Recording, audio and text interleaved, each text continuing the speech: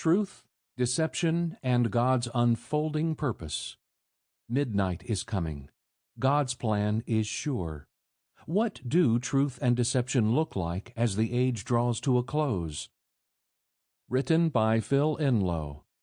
Narrated by Jeff Raynor.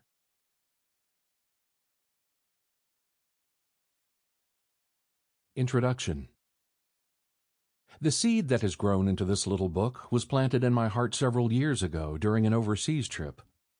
Brother Jimmy Robbins and I were ministering in a pastor's conference. It was our habit not to plan everything out, but rather to wait on the Lord for His quickening and direction. Sometimes that came ahead of time, and sometimes very close to the actual time for ministry. That evening, Brother Jimmy felt led to minister on deception. He focused on several specific deceptions, ones known to our audience, exposing them in the light of God's Word. As he spoke, the Lord began to quicken thoughts to me.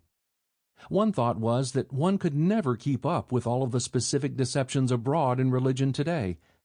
Not only are there too many, but new ones are continually arising. As the age draws nearer and nearer to the end, the devil is holding nothing back in his war against God. As he is a liar and the father of lies, John 8:44, deceit is his chief weapon.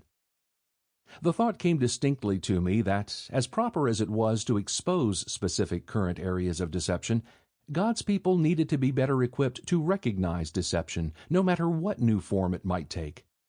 Satan is very clever at packaging his lies so that they appear to be truth.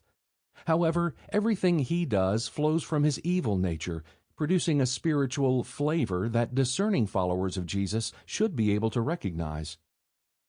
That particular evening, my thoughts centered on the spirit of deception expressed through religious leaders, and so I shared a number of thoughts the Lord gave me from 1 Peter 5.